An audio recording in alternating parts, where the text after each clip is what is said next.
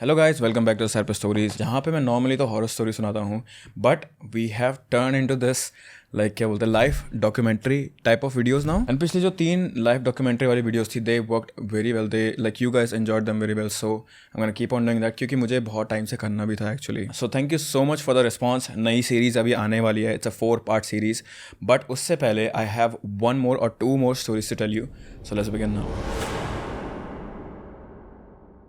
हम सभी लोग अपनी ज़िंदगी के हर एक मोमेंट को बहुत ही ज़्यादा फ्रीली इन्जॉय करते हैं, चाहे वो टीवी देखना हो, चाहे वो अपने दोस्तों के साथ घूमना हो, चाहे वो अपने बस कमरे से बाहर जाना हो। हर दिन हमारी ज़िंदगी में कुछ नया, कुछ एक्साइटिंग होता है, और अगर एक्साइटिंग नहीं भी हो रहा होता है तुम्हारी ज़िंदगी में, तो भी जो तुम्हारा यूजुअल रूटीन होता है वो बहुत ही ज़्यादा टेंशन फ्री होता है। लेकिन ऐसा सोचो कि एक दिन अगर आपको आपके कमरे में हमेशा के लिए बंद कर दिया जाए, तो ना उस कमरे में कोई टीवी हो, ना तुम्हारे पास फ़ोन हो, ना तुम्हारे पास कोई एंटरटेनमेंट का सोर्स हो, ना तुम्हारे पास इनफ खाना हो, ना पानी हो, और ना ही तुम्हारे पास सनलाइट हो, पूरा दिन तुम बस एक ही कमरे में पड़े रहो, तो तुम्हें कैसा लगेगा? नाउ तुम्हारे दिमाग में ये इमेज आई होगी कि यार कोरोना के टाइम पे तो हम ऐसे थे, but there was entertainment for you, there was food for you.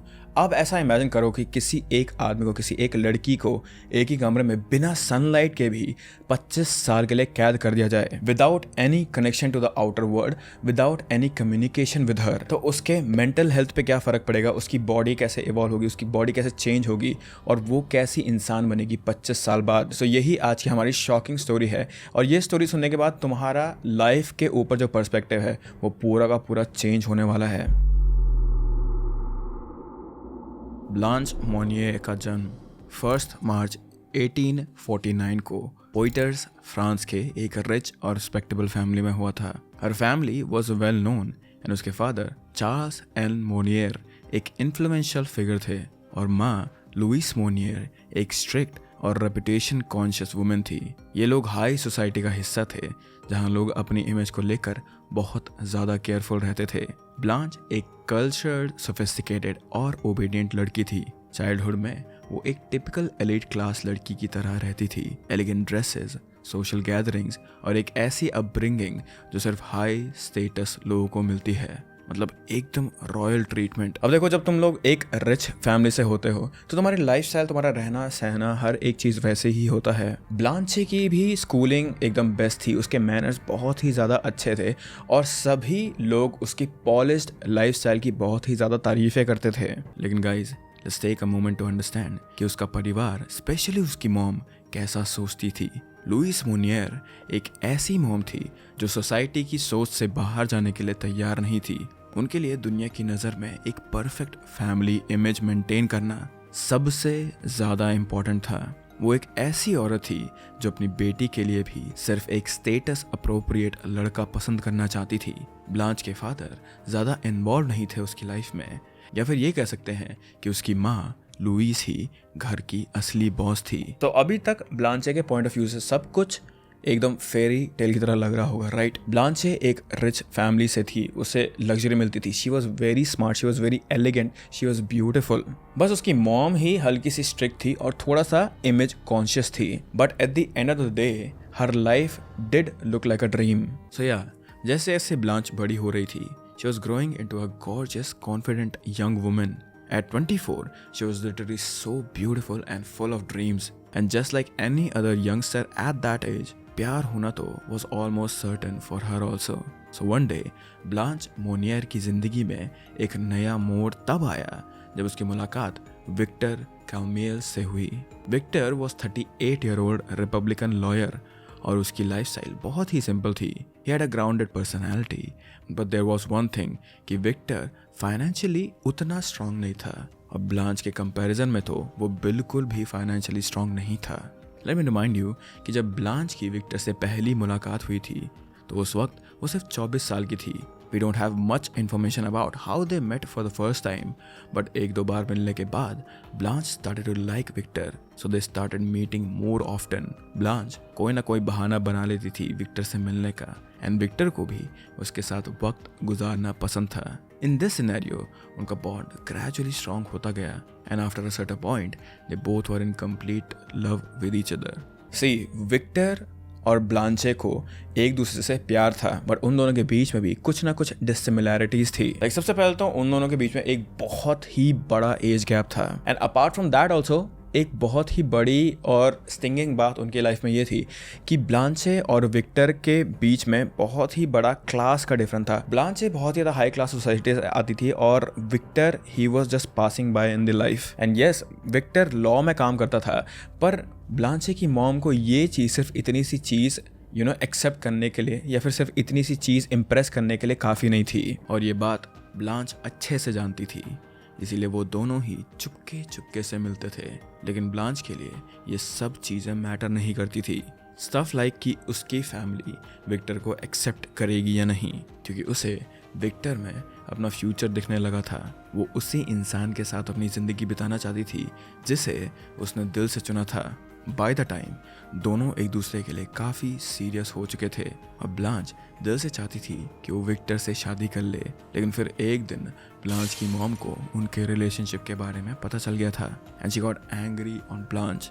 Blanch की मॉम के लिए ये बिल्कुल भी एक्सेप्टेबल नहीं था। उनके लिए ये एक शेमफुल बात थी कि उनकी बेटी एक ऐसे इंसान से शादी करने की सोच रही थी जो उनके हाई सोसाइटल स्टैंडर्ड्स को बिल्कुल मैच नहीं कर सकता था। लड़का भले ही लॉयर था, बट फ्रांस की एलीट सोसाइटी में लॉयर होना कोई बड़ी बात नहीं थी। प्रॉब्लम ये भी थी कि ये लॉयर ब्लांच के स्टेटस के अकॉर्डिंग परफेक्ट नहीं था उसकी मॉम के लिए। ब्लांच की माँ चाहती थी कि उसकी बेटी किसी रिच एरिस्टोक्रेटिक जो सिर्फ उनकी फैमिली की रेपुटेशन को और बढ़ा सके, लेकिन ब्लांच उसे तो सिर्फ प्यार चाहिए था, वेल्थ और स्टेटस नहीं। और यहाँ पे तुम लोग एक सेकंड रुको और सोचो कि ब्लांचे की मॉम के लिए क्या ज़्यादा इम्पॉर्टेंट था लाइफ में, अपनी बेटी की खुशी या फिर उनकी जो हाई सोसाइटी में जो इमेज थी उसे बचाने का ज़्यादा डर था उन्हें। सो या ब्लांच की मॉम ने फैसला कर लिया था कि वो ये शादी नहीं होने देंगी। At this point you guys must be thinking कि टिपिकल पेरेंट्स वाला ड्रामा होगा। यहाँ पर लड़की को समझाया जाएगा, इमोशनली ब्लैकमेल किया जाएगा या फिर मैक्सिमम घर में बंद कर दिया जाएगा फॉर फ्यू डेज। बट नहीं, जो होने वाला था वो एक एक्सट्रीम लेवल ऑफ ब्रूटैलिटी थी। और यहाँ से शुरू होता है ब्लांचे मोनार की लाइफ का सबसे टेरिफाइंग चैप्टर। उसकी एक ऐसी जिंदगी यहाँ से शुरुआत होने वाली थी जिसमें सिर्फ अंधेरा था। ब्लांच मोनियर को एक दिन अचानक से उसकी माँ और भाई ने घर के एक छोटे से कमरे में बंद कर दिया था। एक ऐसा कमरा जिसमें पूरी तरह से अंधेरा था। उस कमरे में एक ही विंडो थी और वो भी पूरी तरह से सील्ड थी। अपार्ट फ्रॉम इट कमरे में सिर्फ एक पुरानी सी बेडशीट थी और उसके अलावा कुछ भी नहीं होता था वहाँ। ब्लांच को वहाँ फोर्सफुली रखा गया था बिना किसी एक्सप्लेनेशन के, और उसका कसूर बस इतना था कि उसने किसी ऐसे आदमी से प्यार कर लिया था जो उसकी माँ के ईगो और क्लास स्टैंडर्ड से मैच नहीं करता था। जब ब्लांच की फैमिली ने उसे कमरे में बंद कर दिया था तो इनिशियली ब्लांच चिल्लाने लगी थी, मदद मांगने लगी थी। उसने अपनी माँ से रोते हुए माफ़ी भी मांगी और समझाने लगी कि उसने कोई जुर्म नहीं किया है, उसने सिर्फ प्यार किया था। लेकिन लुइस मोनियर एकदम स्टोन हार्टेड थी। उसने अपनी बेटी की बातों को इग्नोर कर दिया जैसे वो एग्जिस्ट ही नहीं करती हो। ब्लांच का भाई भी अपनी मॉम के साथ था और ब्लांच ने उससे भी रिक्वेस्ट की थी, but the sad part is कि किसी ने भी उसकी बात नहीं सुनी।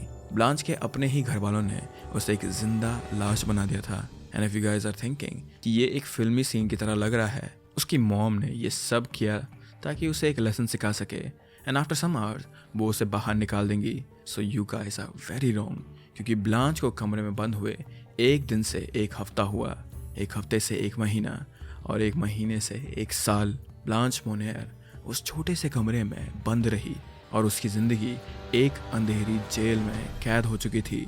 नाउ जैसे जैसे वक्त गुजरता गया, ब्लांचे की फैमिली ने भी उसके बिना जीना सीख लिया था। But the most shocking part was कि ब्लांचे की किसी भी इंसान ने मिसिंग रिपोर्ट नहीं लिखाई थी। This part about Blanche was unbelievable, as एक लड़की जो सडनली डिसअपेयर हो गई थी और किसी ने भी उसे ढूंढने की कोशिश नहीं की।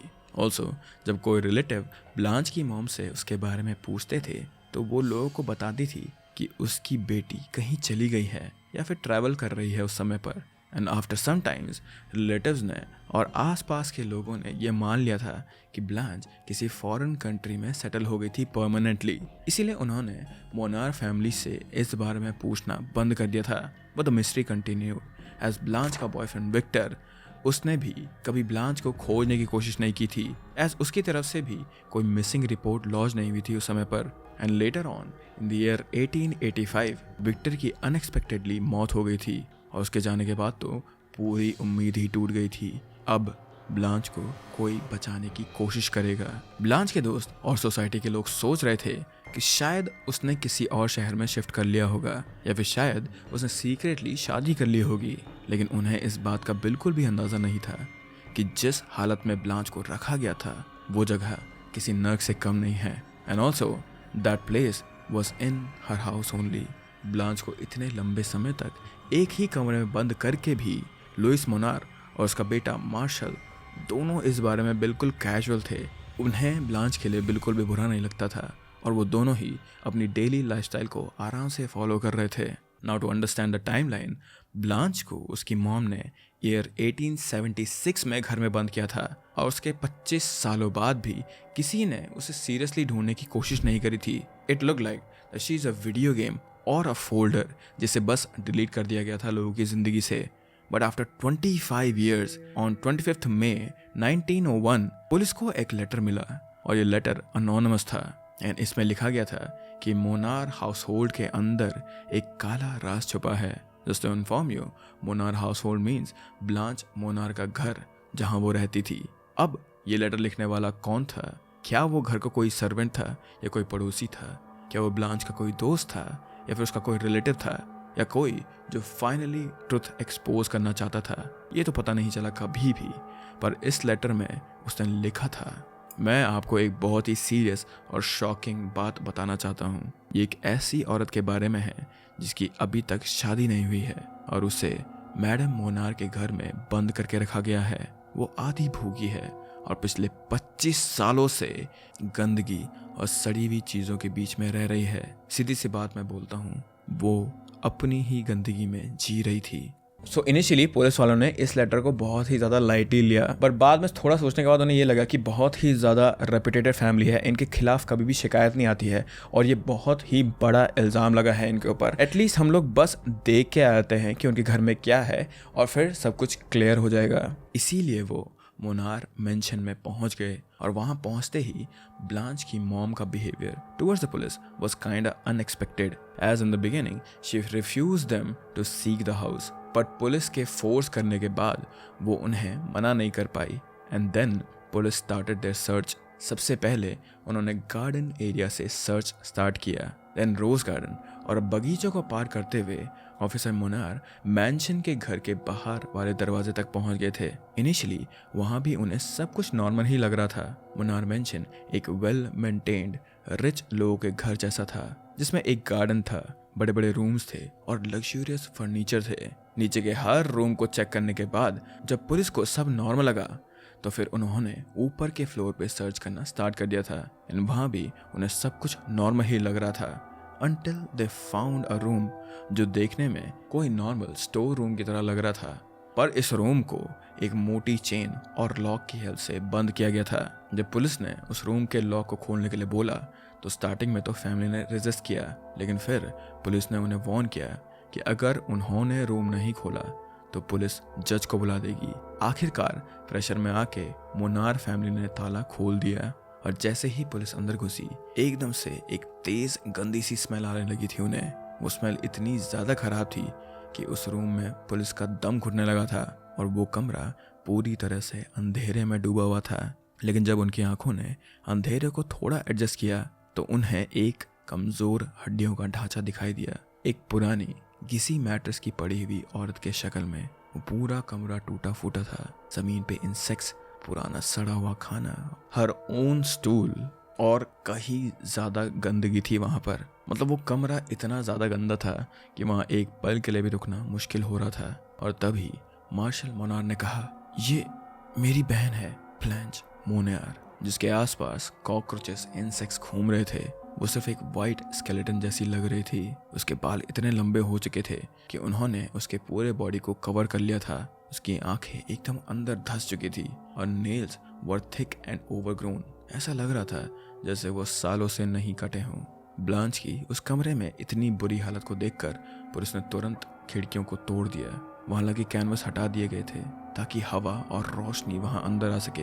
एंड देन जैसे ही धूप अंदर आई तो वहां के चूहे और कीड़े सभी भाग गए थे और ब्लांच धूप देखते ही अपने आप को छुपाने लगी थी, क्योंकि 25 साल से उसने सूरज की रोशनी नहीं देखी थी। उसके लिए वो धूप एक तेज फ्लैश की तरह थी जिसमें रहना उसके लिए मुश्किल होने लगा था। फिर पुलिस ने ब्लांच को उस नर्क जैसे कमरे से बाहर निकाला और तुरंत हॉस्पिटल में एडमिट करवा दिया। वहाँ डॉक्टर्स ने उसका इलाज शुरू करा और फिर मेडिकल रिपोर्ट्स के अकॉर्डिंग ब्लांच की बॉडी का वेट सिर्फ 25 किलो रह गया था। एक फुल्ली ग्रोन वुमन जिसका वेट एक 8 साल के बच्चे बराबर था। जब ये न्यूज़ उसके आस पड़ोस में फैली तो उनमें से किसी को भी इस बात पर विश्वास ही नहीं हुआ। लाइक नोबडी कुड इमेजिन कि ब्लांच मोनार एक लड़की 25 साल तक एक कमरे में कैद थी। Now let me remind you कि ब्लांचे एक बहुत ही ज़्यादा नॉर्मल लड़की थी। वो मज़े से जीने वाली, खुश रहने वाली, सबको खुश रखने वाली लड़की थी। लेकिन उसकी ही मॉम ने उसे एक ऐसी जेल में डाल दिया था जो ऑफिशियल जेल से भी ज़्यादा टेरिफाइंग थी। और ये सब कुछ सिर्फ एक ही रीज़न की वजह से हुआ था कि उसकी मॉम को उसके पसंद का लड़का, अपनी बेटी के पसंद का लड़का पसंद नहीं आया था। और इस प्यार की वजह से ब्लांचे की लाइफ इतनी ज़्यादा कर्ज में चली गई थी। 25 साल एक ही कमरे में बंद रहना बिना किसी ह्यूमन इंटरेक्शन के, बिना किसी होप के, ये सिर्फ एक फिजिकल टॉर्चर नहीं था, ये एक साइकोलॉजिकल हॉरर भी था जो ब्लांच मोनार झेल रही थी। उसका दिमाग धीरे धीरे रियलिटी से डिस्कनेक्ट होने लगा था। वो अपने अंदर ही जीने लगी थी क्योंकि उसके पास उस बंद कमरे में रहने के अलावा और कोई ऑप्शन नहीं था। और इस टॉर्चर का इफेक्ट ब्लांच पर साफ दिख रहा था। उस कैद से बाहर आने के बाद वो नॉर्मल नहीं लग रही थी। उसका मेंटल स्टेट कंप्लीटली डिस्ट्रॉय हो चुका था। और सिर्फ आइसोलेशन ही नहीं, ब्लांच को प्रॉपर खाना भी नहीं दिया जाता था।